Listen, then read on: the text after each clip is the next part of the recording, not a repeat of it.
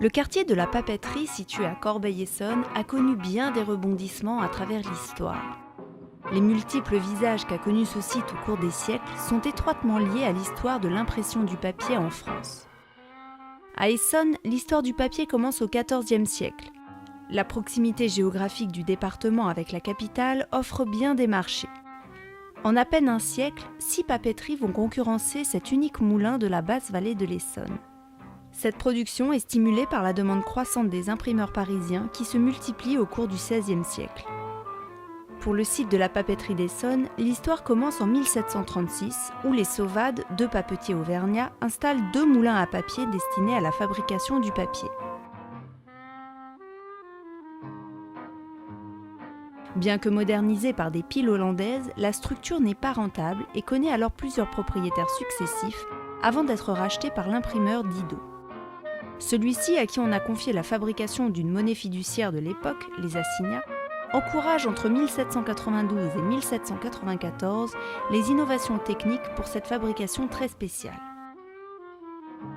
C'est dans ce cadre que Louis-Nicolas Robert entre au service des Didot et invente la machine à papier en continu qui révolutionnera l'industrie du papier au début du XIXe siècle. Mais cette innovation majeure ne suffit pas à faire de cette papeterie une entreprise florissante, et à sa mort, Pierre-François Didot ne laisse que des dettes à ses héritiers. Suite à ces difficultés financières, le fils aîné, Léger Didot, doit céder la papeterie en 1812. Elle est alors transformée en moulin à foulon pour traiter la laine et ne retrouvera sa vocation qu'en 1834 sous l'action d'Henri Menet et des frères Apostoli qui fondent la société anonyme de la papeterie d'Essonnes. Dirigée par Amédée Gracieux, elle est rééquipée avec tous les perfectionnements techniques de l'époque et en quelques années, l'entreprise se développe pour compter en 1860 8 machines à papier. Malheureusement, s'ensuivent 2 incendies successifs, puis une nouvelle faillite.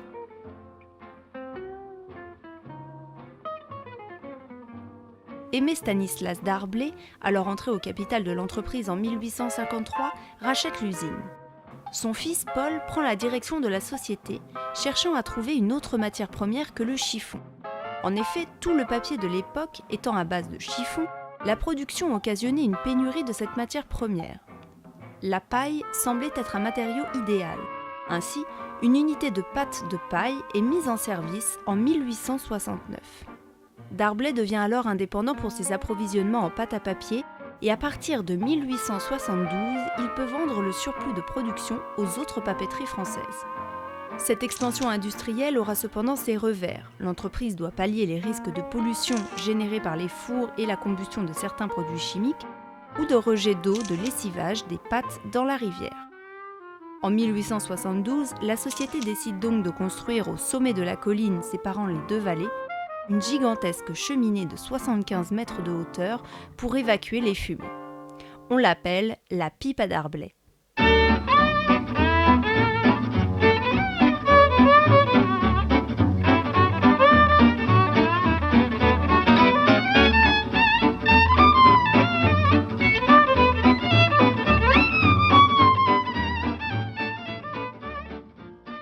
En 1884, la papeterie augmente sa production et installe sur le site une nouvelle usine dotée de tout le matériel pour produire du papier journal.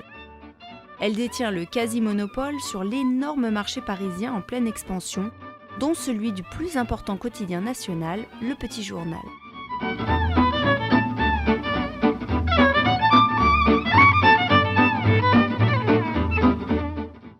Les façades impressionnantes de la papeterie donnant sur la rivière témoignent de la puissance de l'entreprise et de son propriétaire, Paul Darblay. Son fils, Aimé Darblay, devient officiellement associé de la Société d'Essonnes en 1884 et l'entreprise familiale prend le nom de Darblay père et fils. L'ambition de cette société s'exprime par des travaux de grande envergure avec l'aménagement d'un port particulier sur la Seine, au quartier des Bavignons, permettant le déchargement du bois, des pâtes d'importation ainsi que du charbon. Pour le relier à l'usine, un tunnel ferroviaire est creusé sous la colline séparant la vallée de la Seine de celle de l'Essonne. Lors de l'exposition universelle de 1889 à Paris, la société démontre son savoir-faire. Les visiteurs peuvent admirer une machine construite spécialement dans les ateliers de Darblay père et fils. En 1900, la papeterie compte 18 machines et 3000 ouvriers. Cependant, les conflits mondiaux qui éclatent en 1914 et en 1939 font fonctionner l'usine au ralenti. Après ces années de guerre, l'activité reprend son cours à Essonne avec seulement 7 machines à papier. En parallèle, la société Darblay développe en 1946, avec les papeteries de Montévrain, la société du papier-linge, imitant le modèle des tissue papers américains. Ce papier essuie-tout devient rapidement pour le consommateur le sopalin. Cependant, la famille Darblay n'oublie pas son site historique d'Essonne et la société décide en 1958 d'y placer son investissement majeur, une nouvelle machine à papier provenant des États-Unis et portant le numéro 9. Elle est installée dans une grande halle construite par la jeune entreprise de BTP Bouygues, spécialisée dans le bâtiment industriel. Lancée en 1965, la machine numéro 9 produit des papiers destinés à l'impression offset en pleine expansion, au support de couche des papiers de tenture supérieure et au papier satiné d'impression écriture. En 1967, elle génère 35 000 tonnes de papier, dépassant ainsi la production de l'ensemble des autres machines du département. Fortement encouragée par les pouvoirs publics, la Société des papeteries Darblay fusionne en 1968 avec la Société anonyme des papeteries de la Chapelle, possédant une usine de grande capacité dans la banlieue de Rouen.